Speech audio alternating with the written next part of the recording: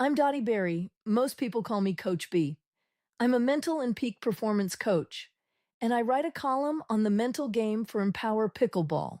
Today's column is about one of the most important and least discussed dynamics in pickleball mental performance: recovery speed, mental recovery speed. How quickly a player returns to full capability after a mistake, a frustrating exchange, or a point that didn't go their way. You've watched it happen. A player makes an unforced error, a dink into the net, a third shot that sails long, and then something else goes wrong. And then something else. The error didn't end their game. What happened after the error did? Most players think the goal is to avoid mistakes. Elite players know the real goal is something different. Mistakes are inevitable. In pickleball, in business, in life. Even the best players in the world make errors. What separates elite competitors isn't the absence of mistakes, it's the speed of recovery from them. What I've observed across 50 years of coaching is this: it's rarely the error itself that costs players the match. It's the inner critic that shows up immediately after the error, loud, fast, and relentless, that does the real damage. How could you miss that? You always do this. Everyone is watching. You're blowing it. Your inner critic doesn't just react to the mistake, it judges you for it. It activates your brain's threat response, the sympathetic fight, flight, or freeze nervous system, narrows your focus, and physically impairs your next shot. The mistake rarely beats you, the spiral after it does. Mental recovery speed is the skill of interrupting the spiral. With the three N's: notice it, name it, neutralize it.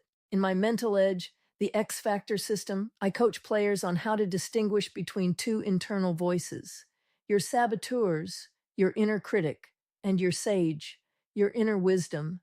You already have both voices. The question is which one you've trained to speak the loudest and fastest. The three N's, which I mentioned in a recent column, are a simple in the moment recovery tool that helps interrupt the spiral before it compounds. It takes seconds, and it works in real time, between points, between games, and in the middle of a tough match. Number one, notice it. Catch the inner critic before it catches you. Feel the tightness, the spiral, the self judgment beginning. Awareness is the first act of recovery. Number two, name it. Put language to what's happening internally, without judgment. That's my judge showing up. Naming it reduces its power over you. Neuroscience confirms that labeling the disruption interrupts the automatic reaction. Number three, neutralize it, tame it. Apply a trained mental reset that brings you back to your peak state: clarity, composure, and trust in your game. A breath, a phrase, a physical anchor. Something you've practiced enough that it fires automatically under pressure. When you rep this consistently, not just in crisis moments, but daily, you train your brain to recover faster. Point by point, the spiral gets shorter. The critic gets quieter. The return to capability gets faster. I've had the privilege of working with players at every level, including Anna Bright, currently ranked number 2 in the world. What you see in elite players isn't the absence of frustration, it's the speed of the mental reset. The error happens, something flickers internally, and then, almost before you notice it, they're back, fully present, ready for the next point. That's not a personality trait, that's a trained skill, and it's available to you at any level of play. As Anna said, even if I never hit another pickleball again in my life, the tools, operating system, and strategies I have learned under Dottie's tutelage will stay with me for all of my life. Most players don't lose the match because of one mistake. They lose because they carry the mistake into the next 5 points. Elite players feel frustration too. The difference is they recover faster. This week, I want you to track one thing: how long it takes you to recover after a mistake. Not to judge it, not to fix it overnight, simply to observe it.